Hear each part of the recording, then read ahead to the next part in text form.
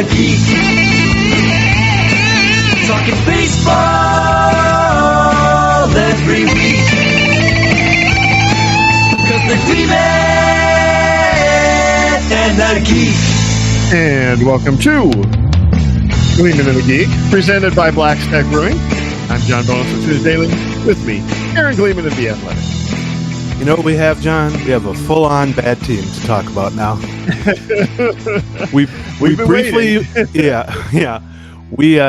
this is what we thought things were going to be like after the trade deadline on July 31st. We were prepared for this. We were telling people it would be like this. We were sort of making peace with it, even in the moment of like, okay, it's going to be really bad. There's going to be no bullpen to speak of. Some of the starters are hurt. The lineup is still the lineup, except now you're missing Castro, Correa, and Bader. And also now you're going to be calling up some guys who probably are legitimate AAA guys, maybe at some point some young guys, which they're finally, I think, reaching that point. We're going to talk a lot about that later on in the show. And there's going to be some guys out of position. It's going to be sloppy. It's going to be, but maybe it's a little freeing that the wins in the long. Wow, sure, it ain't that freeing, let me tell you, because you still got to watch it, or at least we have to watch it. Maybe people aren't watching, and they're counting on us to just recap it for an hour. I am betting their TV ratings are probably showing that. Well, we're happy. Maybe happy is the wrong word. We're willing to sacrifice our own sanity and enjoyment and happiness in lives so that we can just recap a bad 7-game homestand for you if you didn't watch it. 1-6 homestand, yes. Yeah, I mean they're now 3-9 in the last dozen games. You know, you lose 3 out of 4 to Detroit at home. There's no great shame in that. I mean, Detroit's going to win the division. They've been one of the best teams in baseball since the second half of last year, or since the All-Star break last year, I guess.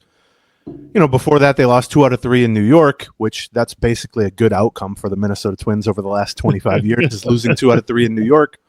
But the one that really, and honestly, the A's are playing well lately, but the A's are a very bad team with a very low payroll, and they're not really trying to be competitive, and they're playing in a non-home ballpark and all that stuff. They're sort of nomad status. And you got swept. Right. And it wasn't, I mean, come on. It wasn't cute. It wasn't pretty. It was just a lot of bad baseball, and a lot of the things that I kind of reeled off there at the beginning were at play. They also, the funny part is they came into this past series against the A's. I always used to call them Oakland, but I don't. They're West Sacramento now, I guess. I'll just stick to A's. They came into this series against the A's at home, and the A's had the second best record, or the second worst record, in the American League, and the Twins had the third worst record. But by virtue of being swept, the Twins are now tied with the A's, percentage point wise, with the second worst record. And now, after being swept by the team that was behind you, and you're now tied with, now they head to Chicago to play the worst team in the American League. Now, whether the White Sox sweep the Twins or vice versa, or whatever happens during this 3-game weekend series in Chicago, the White Sox have the worst record in the American League locked up. We're not going to pass them. Yeah. Well, I mean, if they do, I'm not going to want to talk about it on this show, even if that happens down the stretch. But so I don't know. It's been, it can't surprise anybody. Certainly. I mean, we can speak for ourselves. It can't surprise us. This is legitimately, it's worse than I expected the last 12, but they played well for, I don't know, 7 days, 10 days coming right out of they lost the 2 out of 3 in Cleveland, and then they played well for about a week or a week and a half, in early August. And, we're parsing small samples here, but certainly what we've seen over the last dozen games, 3-9, including, like you said, the 1-6 homestand, is along the lines of what I feel like kind of not only their talent level is, because they're at a deficit for talent. They have, you're looking out there, they got Jose Urania starting and Thomas Hatch, and the bullpen's a bunch of anonymous guys, and the lineup honestly hasn't hit for a year and a half now at this point. So that hasn't really changed. But it's also, but other than that, how was the play, Mrs. Lincoln? Yes, it was great.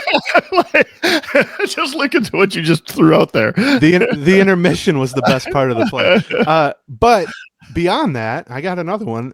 They also just have guys not only playing out of position. You got Mickey Gasper catching. You got Eddie Julian playing first base. You got Austin Martin playing second base. I don't think Brooks Lee's out of position, but you got him learning to play shortstop every day. after not playing a ton when Correa was around. But I would also argue that like the bullpen is kind of quote out of position. You know what I mean? Like you have guys trying to pitch high leverage who not only shouldn't be in high leverage, but in some cases shouldn't even really necessarily be in the majors at all. And you have some guys trying to start games for them. Although I think that's coming to an end. We're going to get to that in a minute or so.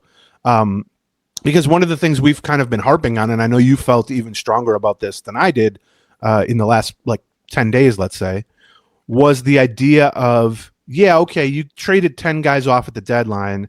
There's going to be a period of time there, just like functionality wise, where you just need placeholders and seat fillers. You just kind of got to get your bearings as a roster.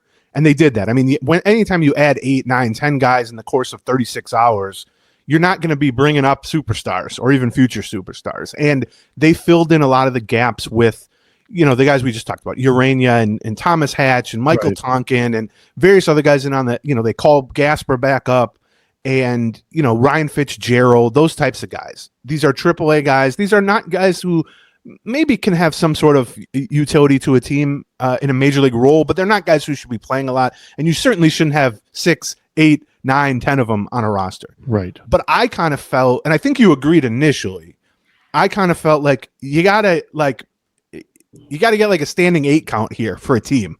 Like they've been knocked down multiple times here by the deadline. You need some time to just catch their breath, play some games, kind of get over the shock of the entire trade deadline situation. But then I kind of pointed to, I would say right about now, and certainly like September 1st is always that mile marker that you look at, particularly because they can add 2 more guys to the roster, where I was like, if we get to the last week of August, and certainly if we get to September 1st, and it's still, a third of the roster is still these placeholder guys who clearly have no part of the 2026 plans, let alone the 2027 and beyond plans, then I think you're kind of wasting an opportunity. And I know you started to speak up about that, particularly the past week. I believe now we're going to see that at least on the starting pitching side.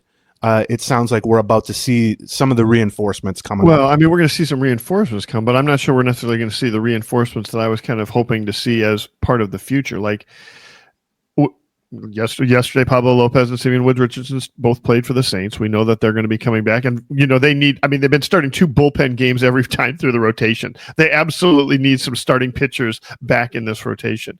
But I'm not sure that necessarily means I'm going to be able to see Taj Bradley and Mick Abel up there. Right, that's what I was telling you. You're going to see them this weekend in Chicago. Oh, well, fantastic, great. They're both going to start, I believe, in Chicago. All right. If you look Saturday and Sunday, you should read The Athletic, John. It's a good publication. Now, in fairness to John, we're recording this at 7 a.m., so we didn't have that much time to read it. And I would make fun of him for interrupting me because I was about to give him the information that he wanted, except I'm the Mr. Interrupter on this podcast, so I can't even talk there. But yes, I believe it's not. Look, they haven't said that, but Dan Hayes reported it. The Athletic, I think Phil Miller reported it in the Star Tribune too. I think it's going to be Zebby Friday, and then in some order, sounds like Bradley and Abel or Bradley. And if not this weekend, it's going to be now, basically.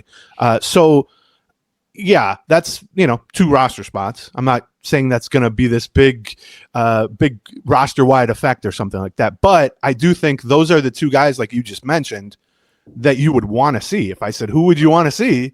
It's right. For sure. Right. It's the top 100 prospect they acquired from the Phillies for Duran, which is Mick Abel, who's 23 and has been pitching really well at AAA for them since the deadline. And then it's the 24-year-old former top prospect who has a lot of major league experience for the Rays, Taj Bradley, who they acquired 1-for-1 straight up deal for Griffin Jackson, who has not pitched that well at AAA, although by all accounts has been sort of working on specifically throwing certain pitches as opposed to trying to really focus on getting outs at AAA, which is sometimes why AAA numbers for pitchers especially can be a little bit wonky. But those are the 2 guys you would want to see. Now, unfortunately, the first guy that they called up that they acquired from the trade deadline, Alan Roden, is out for the season and is going to miss 2 or 3 months now. He's going to have the surgery on the torn ligament in his left thumb, which we've been talking about the past week or so on the Patreon side. We should remind everyone 2 things. One, if you're just listening to this, you can watch it too and see how gorgeous we are at 7 a.m. on a Friday on our new YouTube channel. And to people who are just watching on the YouTube channel, we also do Monday and Wednesday shows in addition to this Friday, what we call the free show. We do Monday and Wednesday shows exclusively for our Patreon supporters, which is Patreon, patreon.com/Gleeman. So we've laid out the Rodon stuff, and they were trying to get a long look at Rodon. They were trying to get the longest look at him because they immediately called him up. He played 12 games. He hit 150. He banged into a wall and then banged into a catcher sliding. He sprained or tore whatever, a ligament in his left thumb. He's going to have surgery, so he's done. They replaced him on the roster with James Outman, another left-handed hitting outfielder, although a much faster center field capable guy that they got from the Dodgers in the Brock Stewart trade. So you're going to have three. You're going to have Outman, Bradley, and Abel here that you can take a look at, plus all the, Brooks Lee and Royce Lewis and all the Zebby and all the in-house guys that you want to. Julian, I guess if you want Yeah, you might be the only one who's saying that. But yes, I know what you're getting at. Yeah. The only other thing I'm really looking for then is bullpen. Like considering they have to completely reconstruct the 2026 bullpen, why do we have a bunch of guys that are waiver pickups kind of that one around in there? That one I don't have a great answer for you. That one I think is more of a talent issue than a timing or a roster decision issue. Like, with Bradley and Abel, it was a matter of they wanted to get them at AAA, get them a few starts with the Saints, kind of look under the hood a little bit, get to know the player, get to know their stuff, tinker a little bit with the mechanics, tinker a little bit with the pitch mix, all that, and then call them up, which I totally get that. And I have no problem with the timing of this. Like, maybe it's an extra week that people would have liked to see one more start. But we're going to get before September, and then hopefully through September, we're going to get a handful of starts from each of those guys and maybe more. On the bullpen side, they don't really have. You see the Twins bullpen. It's the Saints bullpen. Right. Excuse me. Right. The Twins bullpen is the Saints bullpen, and the Saints bullpen wasn't very good. So that's kind of what you're seeing. And the bullpen is a little bit different even than the rotation because they traded away the whole bullpen. They traded away the top 5 guys in the bullpen. And so, yes, it would have been nice if you could have pointed to 2 flame-throwing 23-year-old relievers at AAA. Or even 2 starters that are failed starters at AAA that you think are moving into that role. That's more like what I'm looking for right now. You could see that. You could see Marco Raya. You could see. For that matter, you mentioned Lopez and Simeon Woods Richardson, who both made rehab appearances in tandem yesterday. Lopez was his first rehab appearance. He went like an inning and a third or an inning and 2/3. Hit 94, 95 with the fastball, but wasn't super effective. But that was going to be the first of at least 2, maybe 3 rehab outings. He has to build back up because he's missed 3.5 months with a shoulder injury. Simeon Woods Richardson came on in relief of him and threw, I think, 3 innings, allowed 3 or 4 runs. Didn't look great either. That's his second outing. It might be his last outing. Maybe he'll make one more because he's coming back from an illness that required a parasite being removed from his digestive tract. So he lost a bunch of weight. He lost a bunch of strength. I'm actually going to try that on a weight loss front. I asked him what his secret is. I don't think he would recommend. No, but he's not me. You know what I mean? So, so once those 2 are back, and so, okay, you got, let's just run through what the pitching options here, right? You have Joe Ryan, you have Bailey Ober. Hopefully at some point, maybe first week of September, you've got Pablo Lopez. Probably before that, you have Simeon Woods Richardson. There's 4 guys. You have Zebby Matthews still, who's pitching tonight, I believe. Then you're, as every report indicates, they're calling up Taj Bradley and Mick Abel.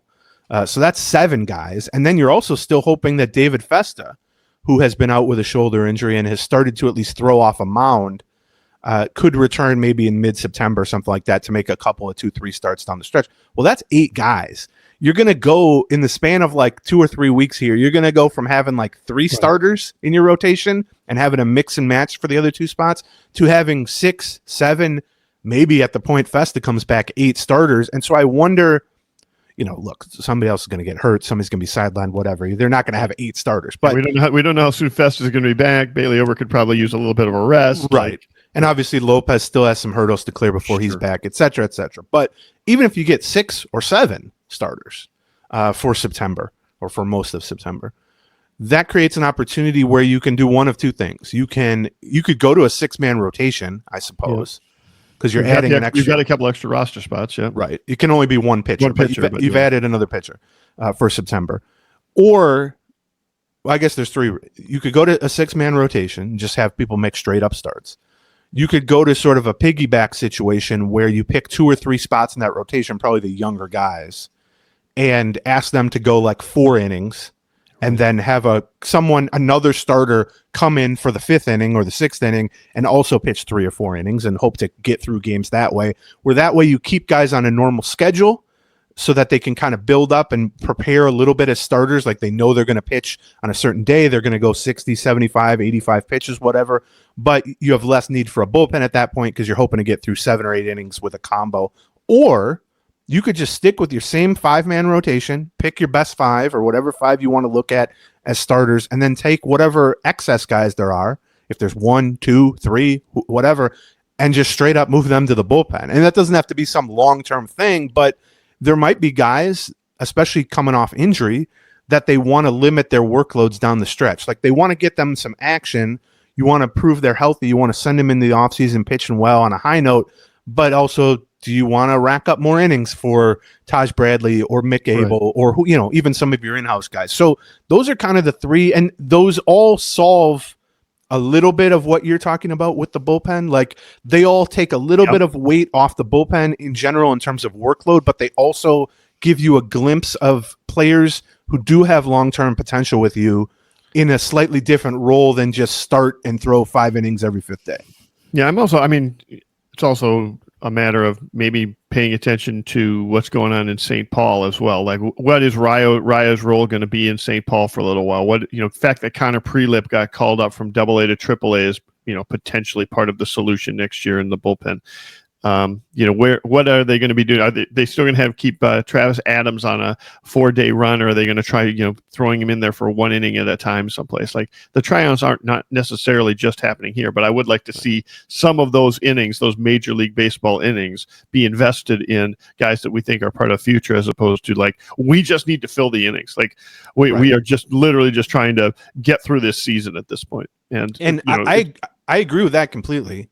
I mean, the innings themselves, the opportunities themselves have value in terms of not only getting guys reps in the major. If a guy's going to stink, if a guy's going to have a 6.5 ERA, I would rather it happen now in September for a team going nowhere than next May or next June when you're also throwing them into the fire of the majors at that point. And I'm not overly critical of the way we haven't seen that yet, because I understand. They just had to fill innings. Like, I'm empathetic. I get it. Like, as you said, they all needed some time to adjust and figure out how they're going to get through the fact that they traded away 5 bullpen arms. But I just want to continue to see. I just want to see an upward trend in that. And yes, the news on Abel and Bradley are definitely a good part of that trend. Well, and it's funny too, because you look. Let's say they get up to 6 or 7, and Fest is kind of the wild card there, because I think even if he comes back, it's going to only be for a couple of starts because he's kind of behind. He got hurt relatively recently, but with shoulder inflammation, I think is what they called it. But there isn't really a guy in that group that doesn't have some level of either questions to answer or just straight up things to prove in the major leagues. Of course. Or in September. And I'll even point to like Joe Ryan, who, there's no question that he's a frontline starting pitcher, but he has not finished a season, basically. Last year, he missed the final 2 months with a shoulder injury. The year before that, he had a groin injury around midseason, tried to pitch through it, and was terrible down the stretch. He's going to blow past, if he stays healthy, his career high in innings. So he even has some questions to answer in terms of, can he get to 175 innings? Can he pitch as well down the stretch as he did at midseason? Obviously, Ober has a tremendous number of questions to answer. He's looked quite a bit better of late, but his velocity is still lagging behind even his relatively low standards. That's something, over the next 5 or 6 starts, or like you said earlier, do they end up just saying, okay, we've seen enough from him, let's shut him down and give him more time to get healthy, whether that's some sort of surgical option or just time off. Simeon Woods Richardson has questions to answer. Zebby Matthews certainly has questions to answer. Yes. Obviously, Bradley and Abel have a ton of questions to answer. And, it's unclear what their role would be next season. Festa, if he can come back, has questions to answer.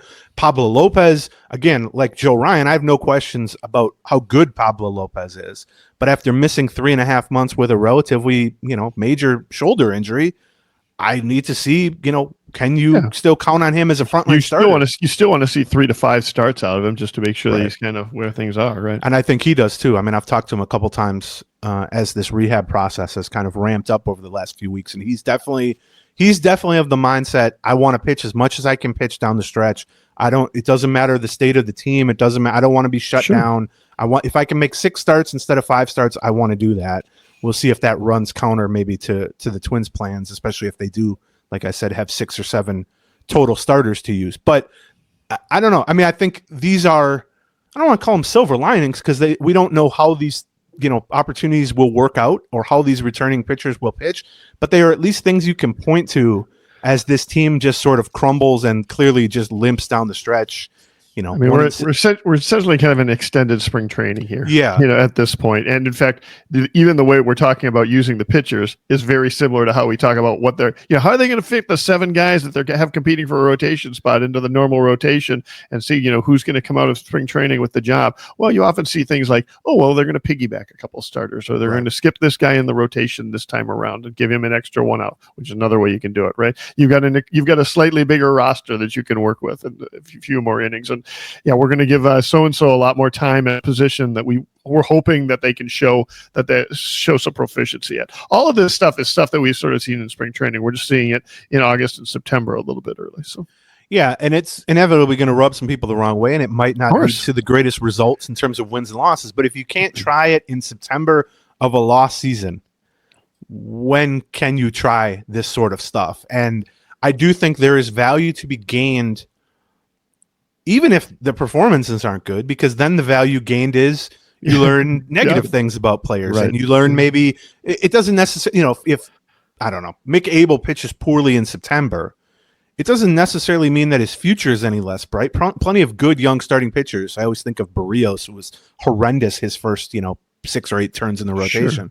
Sure. It doesn't mean that they can't have a big long-term future, but maybe if a guy struggles down the stretch, it means, we can't count on him being our 5th starter coming out of spring training next year. He needs some more AAA seasoning. He can be an in-season. And so even on the negative side, there's stuff to learn. And obviously on the positive side, if Taj Bradley comes up and has 7 really good starts and everything clicks and he looks like the guy he was a couple years ago when he was a top 50 prospect for the Rays, well, you can go ahead and pencil him into the rotation and you can feel much better about the state of your rotation at that point. And then obviously, this is a less enthused to discuss this angle, but if Pablo Lopez looks healthy and pitches like Pablo Lopez down the stretch, I was thinking the same thing. If they choose to go the route of trading him, it's a lot easier to unload his full salary and get a pretty good return than if he had missed the final 4.5 months of the season with an elbow problem or with a shoulder problem. Excuse me. So the team's not good. They got tied for the 2nd worst record. Although at this point, if you're going to be bad, be really bad, whatever. Yep. I mean, what you're really trying to find is that sweet spot between the team being bad and locking in a top 5 pick and the individual players that you care about for the future not being bad. Right. And it's a very hard needle to thread because particularly as you now jettison a few of the placeholder guys and you replace them with actual guys you care about like Abel and Bradley or Outman before that, there's fewer kind of, this guy can play poorly and cause the losses. As long as these 4 or 5 guys play well in a losing effort, there's less kind of room to find that middle ground. And so I suspect now for the next, 5 or 6 weeks that we have left, if they continue to lose games, it'll probably be because of a lot of the guys we care about are just not performing, which we've already seen some of that, obviously. But we've seen all of it all year, actually. Right. Yeah. Right. I mean, the ideal thing is like, everybody under 28 has a great game and everybody 30 and over has a horrible game and you lose. But it's getting trickier and trickier to do that. I should note they appear headed for their first 90-loss season since 2016, which is a decade ago. But it's also noteworthy because they lost 100 and something games in 2016 after a long stretch of horrible seasons. And that finally was the straw that broke the Pohlads' back. And they fired Terry Ryan and basically the entire regime and brought in Derek Falvey for the 2017 season, Thad Levine along with him. And then a couple years after that, they replaced Molitor with Baldelli as manager. But it is, I don't know, maybe sadly fitting that we've kind of full circled our way back to the point that the Twins are almost as bad or possibly just as bad as they were the year that caused them to bring in to fire Terry Ryan after 20-something years at the helm and bring in what is the current regime, which I certainly, and I think even you at this point, have some real question marks about beyond all the own. I mean, look, we spent last episode basically entirely solely discussing the poll ads and the non-sale and all that stuff. And one of my goals this week was to kind of just get back to baseball. However ugly the baseball is, like get back to the on-field stuff. And so we're definitely going to do that. It's not all that encouraging, the on-field stuff, but setting aside, I mean, we've been so focused on the Poladian aspect of everything. Yep. And I think we will be in the future. For sure. I mean, it's unavoidable. We talked about that last week, but I also just mean like it looms over everything to the extent that even discussing like Baldelli's status or Falvey and Jeremy Zoll, the GM, discussing the front office's status, it gets tied back inevitably to, well, you know, we were talking about if a new owner comes in, they might clean house no matter what. Whereas now we know new owners aren't coming in, and we know the poll ads for 40 years have been sort of very patient, I guess you could call it loyal, with, you know, the guys they have in place. And so I certainly think that greatly diminishes the odds of the front office being fired. I think it greatly diminishes the odds of Baldelli being fired. I know you think there's a little higher odds at the very least than I do. We talked about it on the last Patreon, but I almost feel like that the fact that those are linked back to the poll ads and ownership kind of provides a weird shield for the front office and the manager, because it's like you talk so much about, sure, of course it does. Yeah. I mean, what will the ownership do with these guys, or how does the ownership situation affect their job status? And it, in a weird way, it leaves less time to just talk about the fact that they haven't done a very good job for 5 years. well, I mean, you can also, I mean, they also, it can be a double-blind situation, right? Which is, we know that what triggered a lot of this was ownership's decision to start slashing payroll while they were in the middle of an upswing.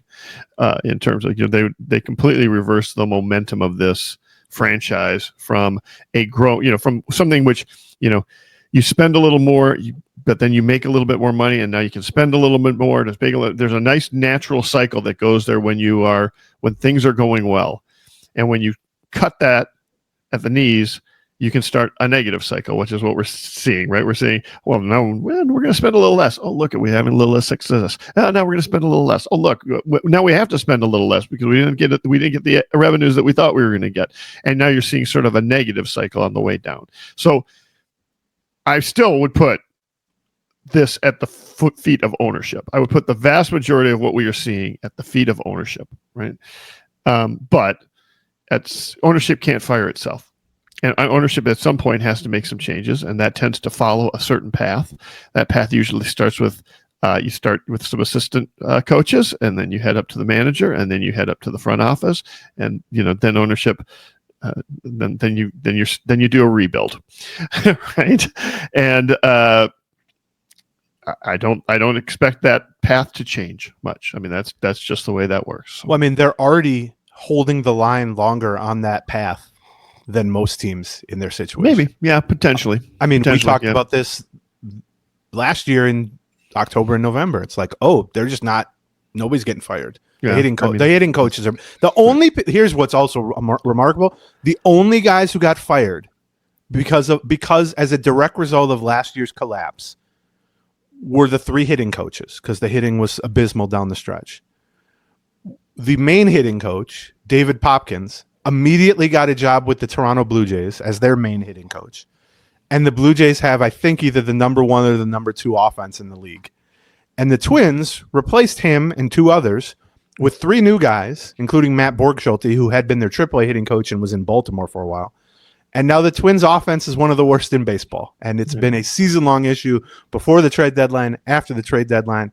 And no one else really got fired, and I'll even include players. Like, they didn't even trade away any core players. Sure. And so I keep coming back to, I agree with all you said. I mean, nobody has been harsher on ownership than me and you, and there's no need to downplay the domino effect or the trickle-down effect of crappy ownership and slash payroll and, cutting success off at the knees after 2023. I do believe that just rolls downhill and it affects everything. And you can easily see it just caused them to not have any resources to spend on free agents. But that didn't stop you from making trades. I mean, you don't necessarily need big money to make trades, to trade a, prime aged arbitration eligible hitter for a pitcher, or a pitcher for a hitter, or make trades. But then beyond that, the money, the payroll shouldn't affect their development of players. And that might be the single most discouraging aspect of the last 18 months. Oh, for sure. Or 13 months, whatever it is especially on the hitting front, but I don't think the pitching's immune from it either, because it's not like they've had a whole lot of guys stay healthy and pitch well either, younger guys, Feston, Matthews, etc. Sure. But on the hitting side, I mean, just line them up from top to bottom, and they got all these 24 to 28-year-old guys that they drafted, they developed, they brought up. Some of them had immediate success, and now you look at them and it's like none of them are hitting. They've all taken a step backward. They've none of, and some of them are healthy and playing, and there's no money required for that. I mean, there is. You got to hire coaches and stuff, but slashing payroll did not affect that. And so I agree with all. I mean, look, the truth is, you get in a situation like this where you collapse down the stretch last year. You go 12-27, and now you have the second worst record in the American League this year, and you're probably headed for 90 losses for the first time in a decade.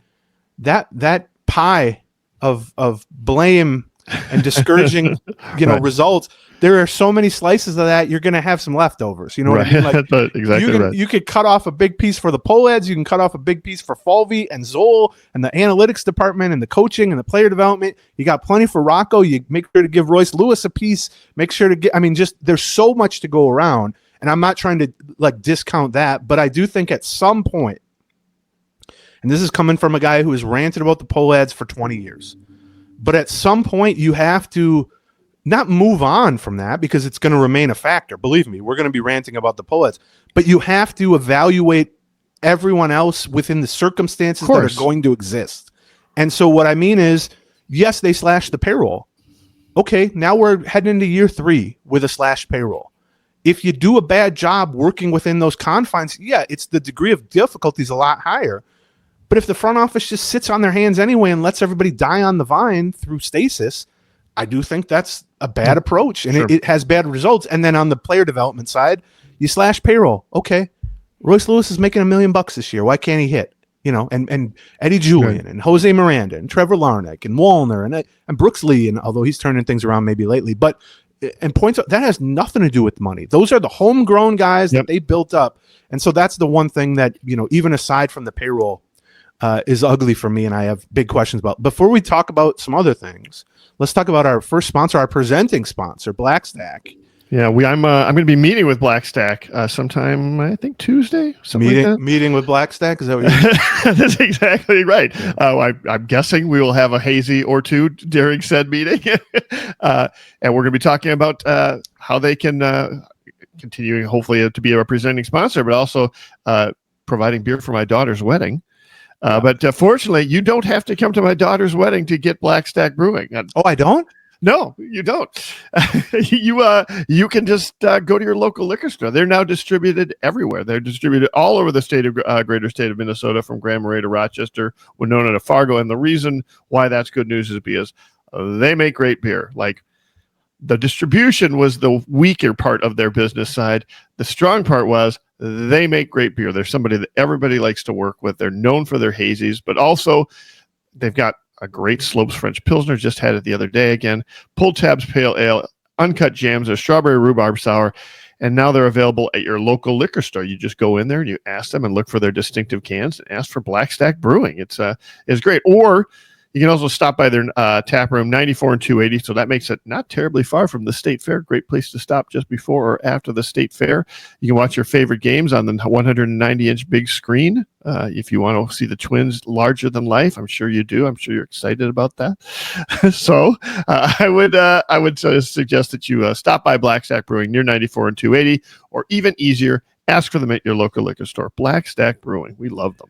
And by the way, here's a big reason to try Blackstack. They support our show. Yeah, well, that's another good point. Yes. Presumably, you like our show if you're listening to this. That is or you correct. Really hate our show if you're listening to this. One of two. We do 2 shows during the week that you have to pay for. We do one that you don't have to pay for, and the big reason for that is Blackstack Brewing. So, great reason to support them. You mentioned the 1-6 homestand. It is a little amusing to me that they went 1-6, and the one in the 1-6 was against Chris Paddock. You are correct. Yeah. They before the game, Well, and then Baldelli, his fishing buddy hit the grand slam that broke the back too. Yes. That was the best part. Yeah. at least his former fishing buddy. We'll see if Yeah, that's right. Brooks Lee. Those two were close. Before that game, Baldelli was at, because they had already faced him once in Detroit. They knocked him around a little bit in Detroit, and Baldelli was asked, about the familiarity, and you just faced him, and also you've, had him here for a few years. And he basically said, I don't know that having him here for a few years is the big benefit. Like, yeah, we know how he pitches and all that, and we know scouting report wise, but none of these guys have faced him over the last 3 years because they've been teammates with him. The bigger familiarity is you just rarely face the same starting pitcher 2 times in the span of like 10 days.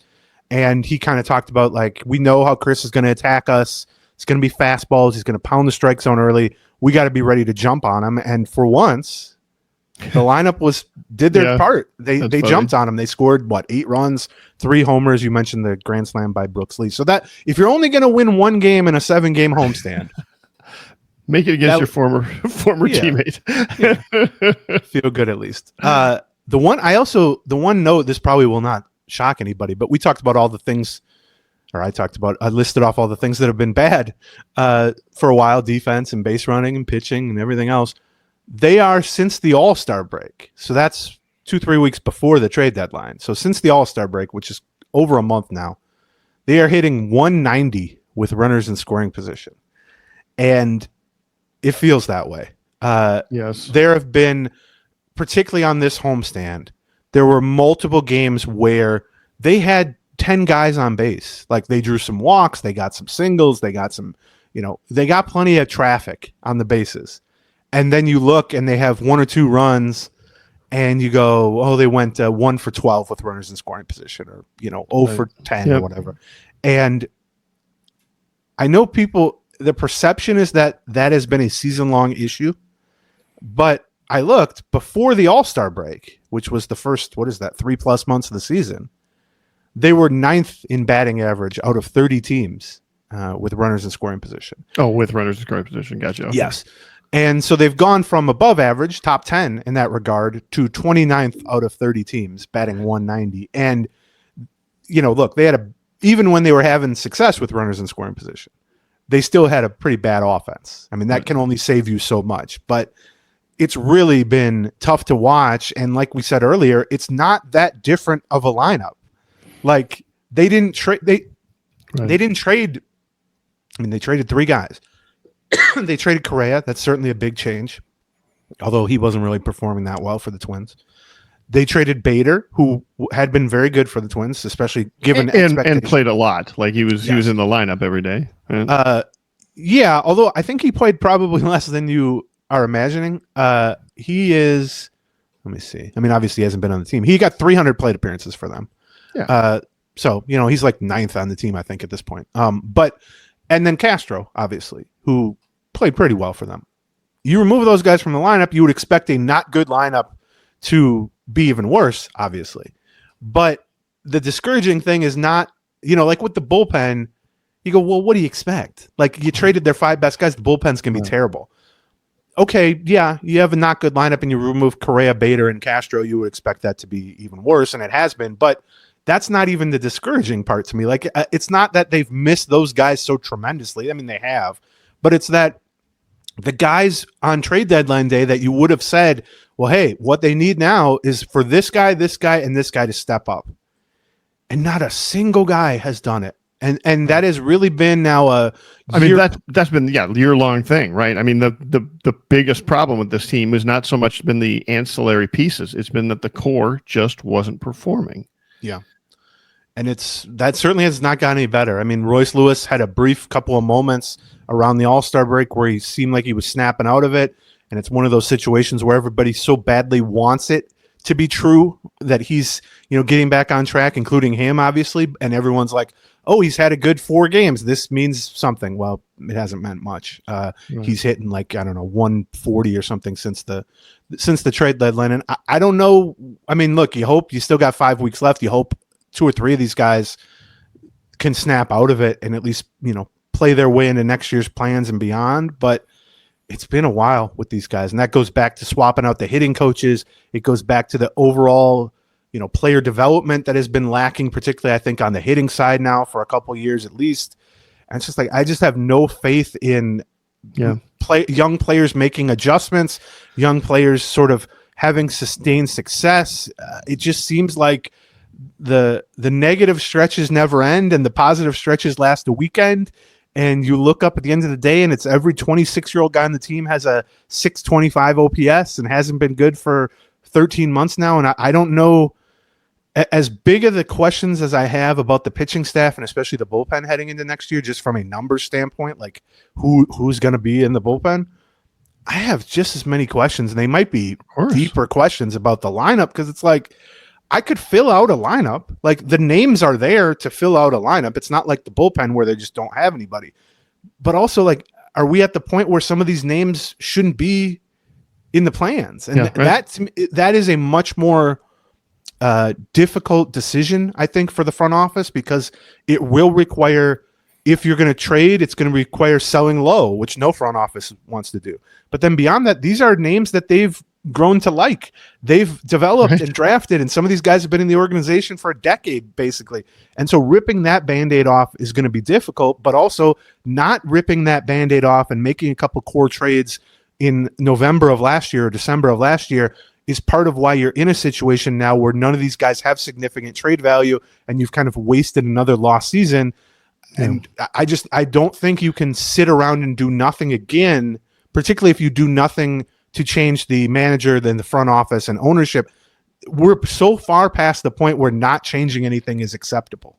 Yeah, you talked a little bit at the beginning of this about how, what we're looking for from this last month and a half is, it's not necessarily a lot of wins or losses. What we're looking for is, are the pieces that are going to be around next year going to perform? We'll take the losses if the pieces that are going to be around next year are going to perform. And where some of these key pieces are ranking right now, you just mentioned how depleted the lineup is. There's a fairly depleted lineup. I'm taking a look right now, since the last time Walner batted higher than fifth, he's only batted higher than sixth in this lineup. Once since August 9th.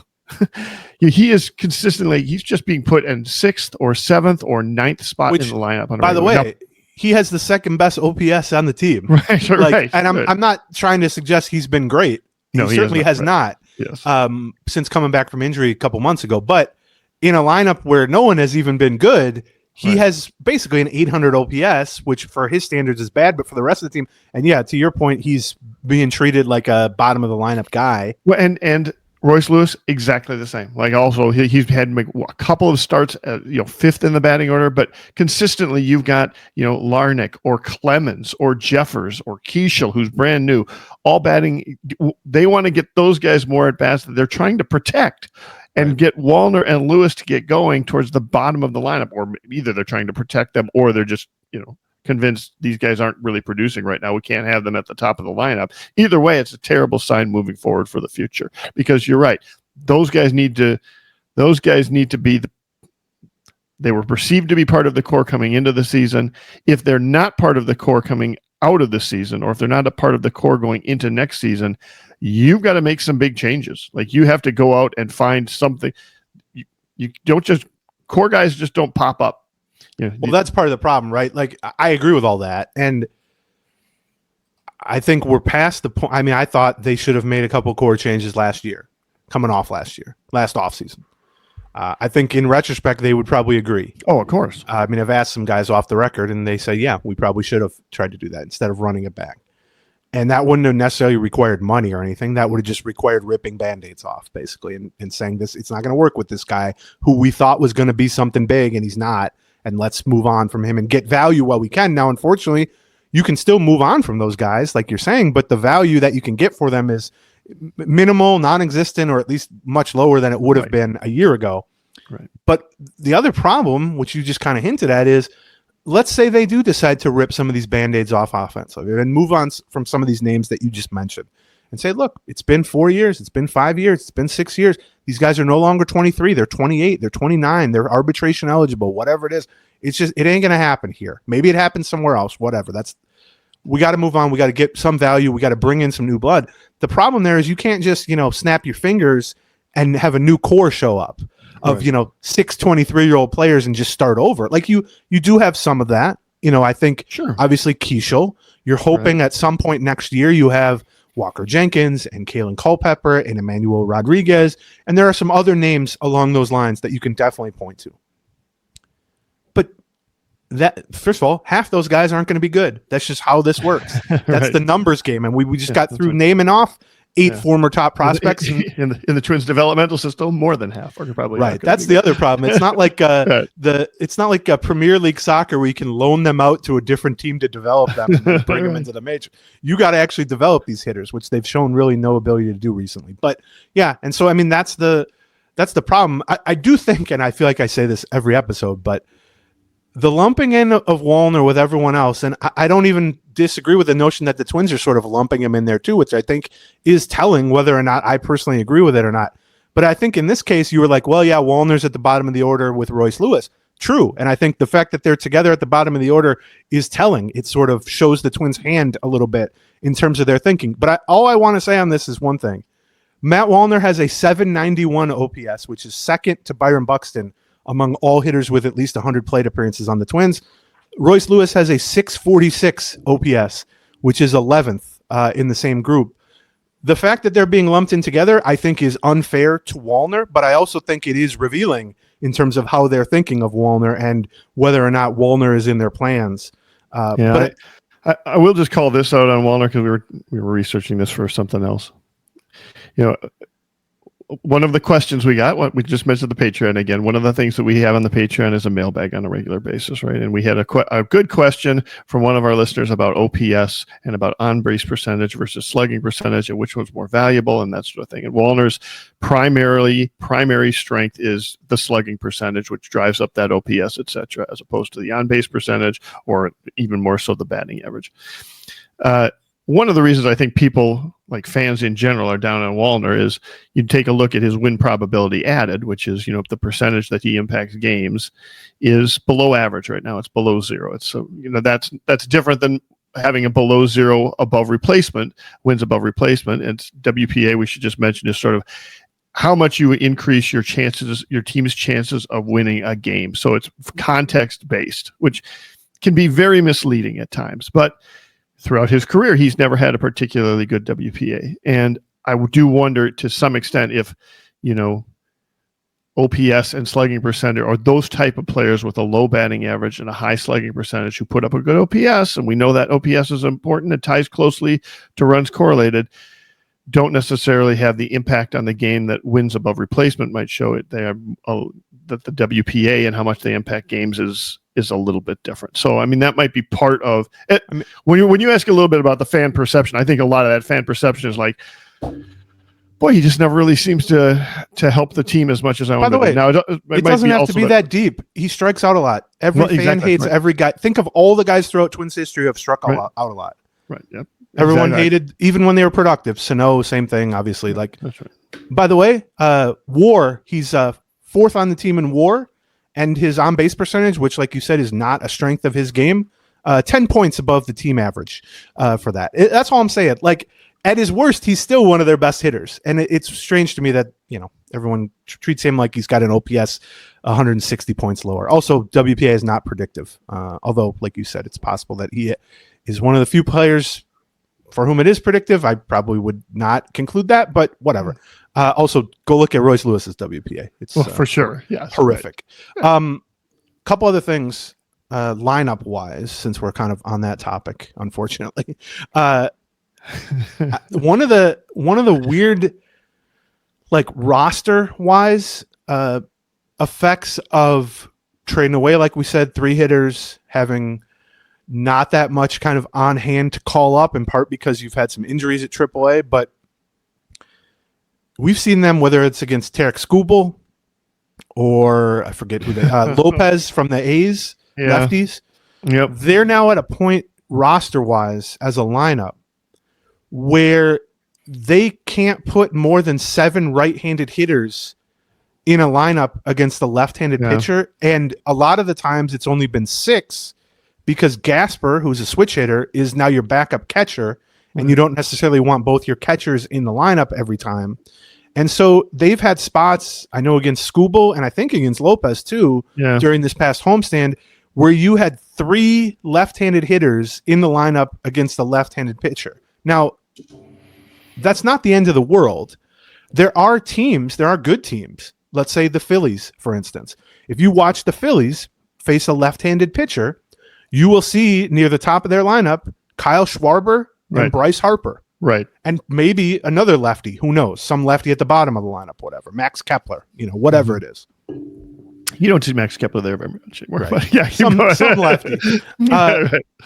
And it's like, well, is that a death sentence? No, because that's like when the Twins used to have Mauer and Morneau in the lineup. If a lefty is good enough overall, an all-star level hitter, then even knowing that they're going to be significantly worse against lefty pitching, because that's just the reality for 99.9% of left-handed hitters, they're significantly worse is still pretty good because they're starting from an overall level. Well, the guys the Twins are using now, Cody Clemens and Trevor Larnach and Eddie Julian and, fill in the Matt Walner, fill in the blank with all these lefties. These guys are not that good. And so the fact that they have 3 of those guys in the lineup, and hell, I mean, Larnach was batting 3rd against the lefty the other day. Like, they just don't have, that's not by choice, believe me. And the Twins have shown over the years that they prefer to platoon those guys. And they're not alone there too. Most smart teams prefer to platoon all left-handed hitters who are not great hitters. Deserve to be platooned because most of the time even a mediocre right-handed bat will be more productive. That's just out of the Twins' tool bag. They just don't have the ability to do that because, whether it was Alan Roden at first, who's a lefty, now he's hurt. They call up James Outman, who's a lefty. Like, they just don't have any right-handed bats to you said it's a roster deficiency. It's really an organizational deficiency. Yes. Right. I mean, it's not that they don't have people who bat right-handed in AAA that they could add to the roster. It's that they don't have hitters in AAA that are right-handed that they can add to the roster, like real hitters. And most of the guys that, whether it's Sabato or McCusker, and I mean, clearly they don't think McCusker is a major leaguer. I suspect they probably feel the same about Sabato, and I don't feel strongly the other way. Like, I don't know. I mean, I think it's probably a decent chance. But even with those guys who have some right-handed thump at least, well, Sabato's a poor defensive first baseman. And McCusker can like fake it in left or right field and be a below average. Like, they don't have anybody who can play defense in a way that would like get them into the lineup. I mean, Austin Martin is the closest thing to that, but also Austin Martin's bat, while right-handed, is not exactly potent, really, at least what he's shown so far. So they're at a weird disadvantage, and it plays out not only, and like we said, who cares? Like, give these guys at bats, maybe Larnach or Walner or whoever shows that they can put up more of a fight against lefties than you came into the season thinking, and maybe that opens your eyes a little bit to them being more of a regular. I think more likely it will sort of confirm their opinions that none of these guys are more than platoon players. But either way, okay, you got 3 guys in the lineup against lefties that you'd prefer not be in the lineup. That's going to lead to some offers at the bottom of the lineup. That's going to maybe lead to a loss or 2 more. First of all, who cares about that? But beyond that, you also see it in the tactical maneuvers that they're able or unable. This is what I was going to bring up. Is that just one thing to see them in the left-handed, to see them versus left-handed starters and take a look at the lineup and go, why is Walner batting? Oh yeah, we're facing a lefty, But it's another thing that we're just seeing it in a lot of these close games. We're being attacked with left-handed pitchers late in the innings because they know that Rocco doesn't have a card to go. He doesn't have the card is oftentimes Mickey Gasper batting right-handed, which isn't particularly his best. Like, that's the option. I either am going to keep Larnach in there or Cody Clemens in there or Matt Walner in there, or I'm going to pinch hit with Mickey Gasper batting from probably his weaker side. The card is you slam down the deuce of hearts. Boom. Well, how does that change things? Oh, it doesn't. It doesn't actually. And it is weird because even in games started by a lefty or started by a righty, you get into, like you said, these late innings, like the Tigers brought in Horton, their lefty setup man, and to face like the 6, 7, 8, 9 of the Twins. And the 6, 7, 8, 9 was 3 left-handed batters and Brooks Lee, who is a switch hitter who's worse from the right side. Yep. And I mean, Horton had to be, he's good, first of all, in general, but he had to be just licking his chops because a standout. So was the manager. Yeah. Well, right. But a standout left-handed setup man is so rarely going to be given an opportunity where you can just have a run of 4 guys, 3 of whom are lefties and 1 is a righty who can't really do much damage against you. You're so rarely not going to see in the 7th, 8th, 9th inning just kind of a free runway to blitz through those guys because, like you said, there just aren't any cards to play off the bench. And look, who cares? They're going to lose games. It doesn't matter. Right. But like you said, this is more an organizational thing where, I mean, we've made it a joke kind of on the podcast where every offseason and every trade deadline, I say, you know what I think they could really use? A right-handed hitting power corner outfielder. Right. And it's been, 7 years of me calling for that, and they never had it. And guess what? I'm going to say that this offseason too, because they could use it, and they never seem to have it. Yep. And that is one of the ways in which they are not learning anything of value down the stretch by letting Eddie Julian strike out against lefties. And, that's just a deficiency that has been a deficiency for them for years. They've tried to bring in guys like Manny Margot or Kyle Farmer to sort of counteract that as right-handed bats, but now they don't even have that. And so now it's just good luck, boys, lefty on lefty, have fun. And by the way, this is something that a certain segment of the fan base has been calling for years. Sure. Why do they platoon? Just let the good luck. I hope you enjoy it. I hope you enjoy the 140 batting average that the lefty on lefty situations are going to produce. Just to deliver one final blow to this dead horse as well. Because there are so many now left-handed guys that have to be in the lineup first, you can only hide so many of them. Baldelli wants to get some runs. He wants to get some production out of a lot of those right-handers, and he's kind of putting them at the top of the lineup. So you get a 6, 7, 8, 9, which includes 3 left-handers, and then the switch hitter whose bad side is the left side, or good side. Good side is the left side, and what that means is that even when the left-hander leads the game, as the opposing manager, you can come in with the right-handed reliever for the top of the lineup, and you can come in with a left-handed reliever for the bottom of the lineup, and it's. They are very easy to play against, both in terms of talent and performance, but also strategically. And that is not a knock on Baldelli, because one of the things we've learned over the last 5 or 6 years about Baldelli, and I've had multiple conversations. First of all, Baldelli loves switch hitters because of what we're talking about, because it makes it impossible for the opposing manager to sort of flip your lineup upside down and kind of play to their strengths. But also when Baldelli has a full complement of players at his disposal, he will almost always attempt to alternate righties and lefties, or at least have a switch hitter in there to break it up to have the same effect. Like, he will bat. We talked over the years, he was constantly searching for a left-handed number 2 hitter.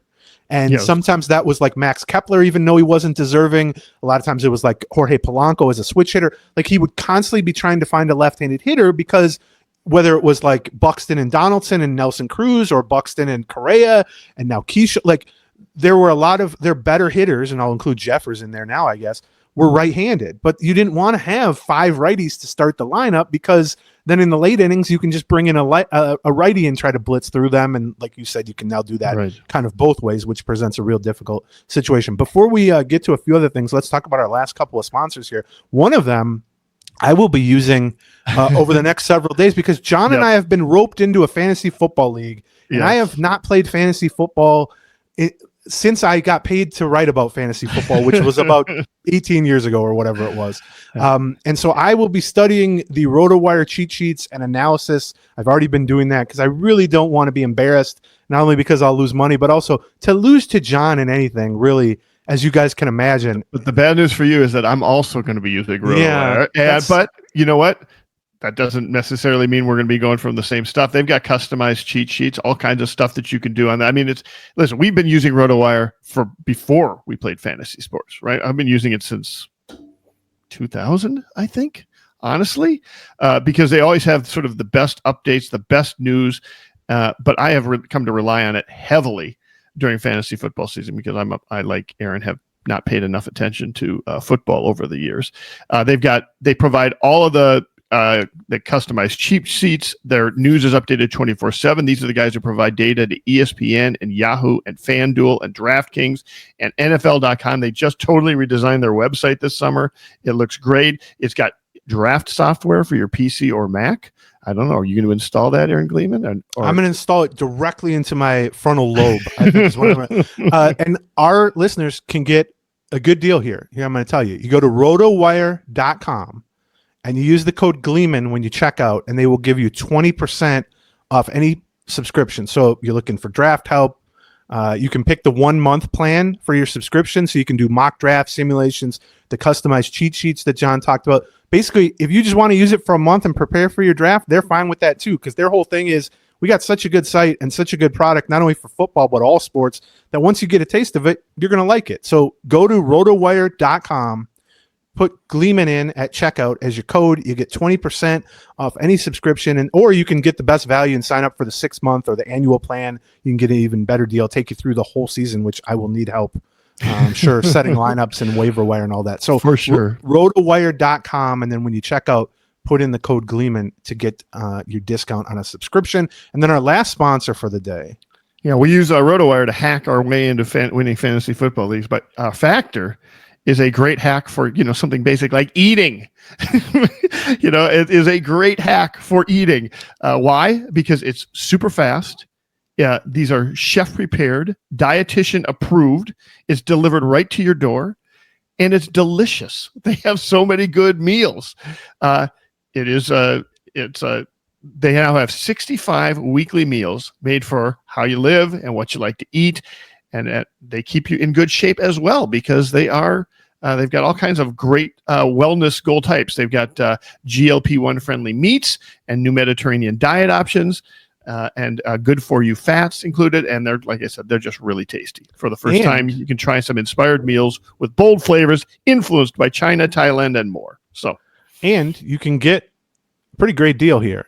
You can eat smart at factormeals.com/Gleeman50 off and use the code Gleeman50 off, like 50 off, because you get 50% off your first box plus free breakfast for a year. Oh, look at that. So that's the code Gleeman50 off at factormeals.com for 50% off your first box plus free breakfast for a year. Get delicious, ready-to-eat meals delivered with Factor. Offer valid for new Factor customers with the code and qualifying auto-renewing subscription purpose. That's Factor Meals, FACTOR, factormeals.com/Gleeman50 off. If they've got the butter chicken, go order the butter chicken. My goodness, it's good. Right. Calm down. The one other thing lineup-wise that I want to talk about, so we've seen some good moments from Brooks Lee during this homestand. In an otherwise not good homestand, he's been one of the bright spots. Hit a couple of homers. I think he had extra base hits in 5 or 6 games in a row for the first time in his career. The overall numbers still are, subpar, obviously, for the season offensively. I do think, first of all, he's looked better at shortstop while playing regularly. I agree. I thought he didn't play a ton of shortstop while Correa was around, obviously. I thought he looked not horrible, but not great at shortstop when he was sort of playing once or twice a week. But I also was underwhelmed, especially compared to last year, where I thought he looked really good at third base and second base. I thought he didn't look good at either of those spots, or as good in either of those spots this year. Well, now he's basically just playing shortstop every day with Correa out. And that is one of the biggest things they're trying to find out here down the stretch is, there are questions about him offensively, which I'm going to mention in a second, but can he just be a major league shortstop? Can he be an everyday 140 starts a year major league shortstop defensively? And I don't have any notion of him being a Gold Glover. I don't even have really any notion of him being an above average shortstop. But even just the idea that he could be a solid, capable shortstop, even if it's just for a couple of years here, would be big for them from a team building standpoint, from his value and just the overall scope of the team. And it's only been, 3 weeks, whatever it is. But I think he's looked better. And it sounds like the things they're working with him on at shortstop, which is basically getting a better first step, getting a better jump, kind of gaining one more half step in either direction versus what you usually have. That's just going to equal a lot more balls gotten to over the course of the season. Even if it's one a week, that's an extra 20 balls a year.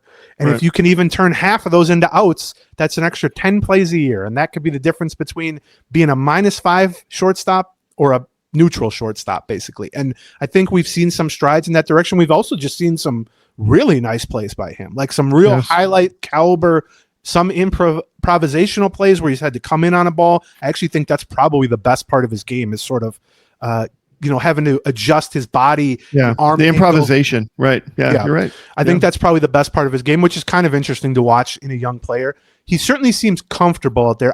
My biggest question with him has always been, like, from a skill level, he's just lacking. Like, he's slower than most shortstops.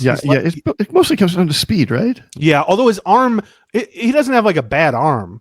I mean, in the world, he has amazing arm. In the world of major league starting shortstops, he has a poor arm, and so I think that's maybe part of it too. But I've been impressed by a handful of plays, and so I'm encouraged at least by the trend in that. And I guess offensively too, the trend has only been a week or so, but I'm encouraged by that. And maybe I'll read a quote or two here, but I asked him after he hit the grand slam against Chris Paddock and the Tigers. I asked him